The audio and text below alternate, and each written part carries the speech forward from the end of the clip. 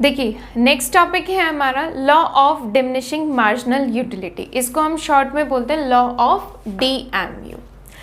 इस लॉ को समझने के लिए पहले आप एक एग्जांपल समझिए, या अपनी ह्यूमन बीइंग की एक साइकोलॉजी होती है कि हमारे पास जो चीज़ ज़्यादा होती है उसको पाने की हमारी इच्छा कम हो जाती है, और जो चीज़ नहीं होती हम उसी के पीछे भागते हैं। सपोज अब अगर आपके पास 5000 रुपीज़ तरफ भागेगी कि मेरे पास और अच्छा फ़ोन हो, ठीक है, या आपके पास ब्रांडेड क्लोथ्स नहीं है तो आप उसके लिए आपकी इच्छा ज़्यादा होगी, या फिर आप सपोज 2 गुड्स का कंजम्पशन कर रहे हैं और आपको एक चीज़ बहुत अच्छी लगती है बट वो कॉस्टली है, तो आपकी इच्छा उसकी तरफ भागेगी कि मेरे को अब वो चीज़ ज़्यादा चाहिए। जो हमारे पास होता है ना, हमारी इंटेंसिटी, उसके डिज़ायर उसके लिए कम हो जाती कि ये तो है, अब हमारे पास जो नहीं है हम उसके पीछे भागते हैं। तो इसी के ऊपर बेस्ड है हमारा next law, that is law of diminishing marginal utility. अब ये लॉ क्या कहता है कि जैसे आप किसी भी कमोडिटी का कॉन्टिन्यूस कंजम्पशन करते हैं तो आपको जो एडिशनल यूनिट से मार्जिनल यूटिलिटी मिलती है वो डिक्लाइन होती चली जाती है। अभी आपने पीछे टॉपिक में क्या देखा कि जैसे जैसे कंजम्पशन बढ़ता है वैसे वैसे हमारी मार्जिनल यूटिलिटी डिक्लाइन होती चली जाती है। अब ये क्या है, कैसे? अब आप एक एग्जाम्पल लीजिए अपने ऊपर। सपोज आप कहीं बाहर से थके हुए आते हैं, ठीक है, तो आप घर पे आते ही अगर बहुत ज़्यादा गर्मी है तो आपको प्यास लगी होती है, आप क्या करते हैं, एक गिलास पानी पीते हैं, आपको सेटिस्फेक्शन मिलती है, आप एक गिलास और पीते हैं, थोड़ी कम मिलती है, धीरे धीरे धीरे आप सेटिस्फाइड होते चले जाते हैं और एक टाइम ऐसा आता है कि बस अब और पानी नहीं पिया जाता। फिर अगर आप कंजम्पशन कर लेते हैं 1 ग्लास ऑफ वाटर का, 1 ग्लास ऑफ वाटर, तो आपको डिसयूटिलिटी, डिस्कम्फर्ट सा होने लग जाता है। That is known is disutility.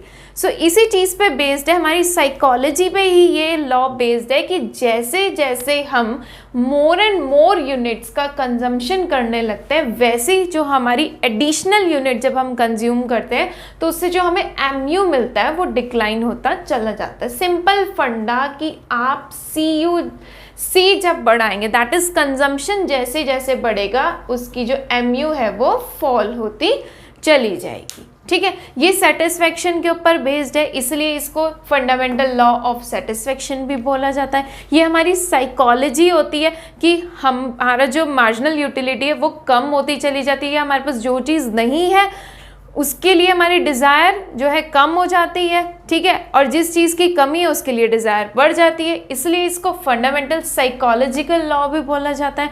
और ये लॉ जो है सबसे पहले जो बिल्कुल सिंपल फॉर्म में, यानी कि जिन्होंने इस लॉ का इनोवेशन करा था, इन्वेंट करा था, वो थे हमारे प्रोफेसर गॉसन, ठीक है। गॉसन इसलिए इसको बोला जाता है गॉसन्स फर्स्ट लॉ ऑफ कंजम्पशन, ये इसके अदर नेम्स हैं। अब हर लॉ इकोनॉमिक्स में कुछ एजम्पशंस पे बेस्ड होता है, ठीक है। माइक्रो इकोनॉमिक्स एजम्पशंस पे ही बेसिकली चलती है। आपने स्टार्टिंग में देखा होगा कि माइक्रो इकोनॉमिक्स में क्या होता है कि हम पार्शियल इक्विलिब्रियम एनालिसिस लेके चलते हैं, जहाँ पे हम कुछ चीज़ों को कांस्टेंट रख देते हैं और फिर दूसरी बात करते हैं। तो यहाँ पे भी हमने कुछ एजम्पशंस लिए हैं, इस लॉ में एजम्पशंस लिए गए हैं, तभी ये लॉ डिराइव्ड हुआ है। तो वो एजम्पशंस क्या क्या? सबसे पहला कार्डिनल मेजरमेंट ऑफ यूटिलिटी, की हम यूटिलिटी को मेजर कर सकते हैं, that is in utils. Second, consumption of standard units, ये बहुत इंपॉर्टेंट है। अब ये स्टैंडर्ड यूनिट्स क्या है कि अब सपोज हम बात करें कि आपको प्यास लगी थी, अभी हमने एग्जाम्पल लिया था, आपने 1 गिलास पानी पिया, ठीक है, फिर दूसरा ग्लास पिया तो थोड़ा कम सेटिस्फेक्शन, फिर तीसरा, फिर आपका मन करा कि बस अब नहीं पीना। यही अगर आप एक चम्मच लेंगी, 1 spoon of water, then another spoon of water, then 3rd spoon, तो ये लॉ एप्लीकेबल नहीं हो सकता। आप खुद सोचिए, अगर आप 1 स्पून 2nd स्पून से करेंगे तो आपको सेटिस्फेक्शन लेवल का कोई मतलब ही नहीं बनता। तो स्टैंडर्ड यूनिट्स का कंजम्पशन होना चाहिए, like a cup of T, a glass of water, glass of juice and so on. Third is it is also important that continuous consumption, की कंजम्पशन कॉन्टिन्यूस होना चाहिए, रुकना नहीं चाहिए। अगर आप रुक जाते हैं तो ये लॉ एप्लीकेबल नहीं होगा, ठीक है। अगर आप रुक के पानी पीते हैं तो आपको अपनी सेटिस्फेक्शन का आप अंदाज़ा नहीं लगा सकते कि बढ़ रही है, कम हो रही है, नहीं। ये लॉ तभी एप्लीकेबल होगा अगर आप कॉन्टिन्यूस कंजम्पशन करते हैं। आपके कोर्स में सिर्फ ये 2-3 एजम्पशंस ही हैं, बट आपको ये पता होनी चाहिए और भी एजम्पशंस। रैशनल कंज्यूमर, अब रैशनल कंज्यूमर कौन होता है? एक ऐसा कंज्यूमर जिसको पता है कि उसका मेन एम क्या है। देखिए, अनसाउंड माइंड का पर्सन है तो उसको नहीं पता कि मुझे कब खाना रुकना चाहिए या कितना खाना चाहिए, या मेरे को अपनी इच्छाओं की पूर्ति करनी है, मैक्सिमम सेटिस्फाइड होना है। कोई ड्रंकन पर्सन है तो वो तो खाता ही चला जाएगा, उसको क्या पता है कि मैं सेटिस्फाइड हो चुका हूँ, वो नहीं रुकता और इन केस क्या होता है कि उसको वॉमिट हो जाती है। सो रैशनल कंज्यूमर वो होता है जिसका मेन एम होता है कि उसको मैक्सिमम सेटिस्फेक्शन करनी है, ठीक है। Next, no change in quality. In between जब आप कंजम्पशन कर रहे हैं तो आपकी क्वालिटी में कोई चेंज नहीं होना चाहिए। उसी दौरान आपके प्राइसेस और आपकी इनकम भी फिक्स्ड रहना चाहिए, विच इज़ वेरी नॉर्मल। कि अब आप कंजम्पशन कर रहे हैं, सपोज अगर आप कहीं पे किसी आइसक्रीम पार्लर पे और आप 1 cup, 2nd cup, 3rd cup consume कर रहे हो तो उस बीच आपकी इनकम तो चेंज नहीं हो सकती, ना ही प्राइस में कोई चेंज आएगा, but it is a assumption, so आपको फॉलो करना पड़ेगा, ठीक है। ये थे एजम्पशन। अब लॉ का भी देखिए एक तरीका होता है लिखने का। इकोनॉमिक्स में आप एक चीज़ बहुत अच्छे से समझ लीजिए कि यहाँ ऐसे नहीं होता कि आपने कुछ भी लिख दिया और कोई पैटर्न नहीं है, कुछ नहीं है। पैटर्न आपको समझ आना चाहिए, पैटर्न आपको फॉलो करना पड़ेगा, तभी आपको मार्क्स मिलेंगे। नहीं तो आप उम्मीद मत रखिए कि आप सोचिए कि आपको सिर्फ लॉ का मतलब पता है, आपने लिख दिया, आपको फुल मार्क्स मिल जाएंगे, ऐसा नहीं होगा।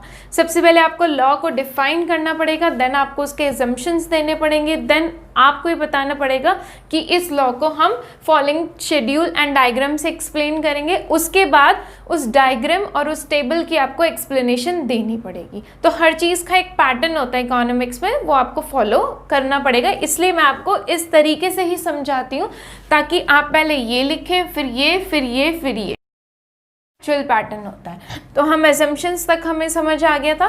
टेबल आपको दोबारा से लर्न करने की ज़रूरत नहीं है, आप सिर्फ जो आपने पीछे टेबल लर्न करी थी उसमें से सिर्फ MU लर्न कर लीजिए। 0 पे कुछ भी नहीं होता है हमारी मार्जिनल यूटिलिटी, देन 8 6 4 2 0 -2, बहुत ईजी है ये।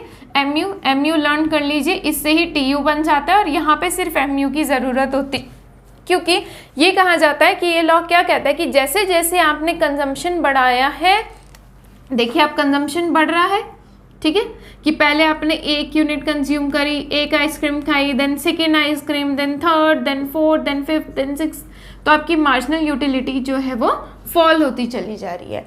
फिर इसको आप एक डायग्राम से एक्सप्लेन करेंगे, सेम वही पैटर्न। आप x एक्सिस पे यूनिट्स दिखाएंगे एंड y एक्सिस पे MUX को दिखाएंगे, ठीक है। ये आपका MUX का ग्राफ इस तरीके से प्लॉट होगा।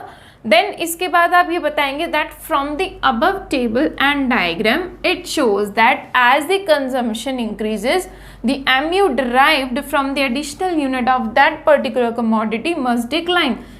फिर आप उसको एक एग्जाम्पल से बताएंगे, जैसे कि when we consume 1 unit of that commodity the MU is 8, when it increases our consumption from 1 to 2nd unit then MU falls from 8 to 6 and so on। इस तरीके से आप इस लॉ को एक्सप्लेन करेंगे। प्लीज़ पैटर्न का ज़रूर ध्यान रखिए, तभी आपको मार्क्स मिलेंगे, ठीक है।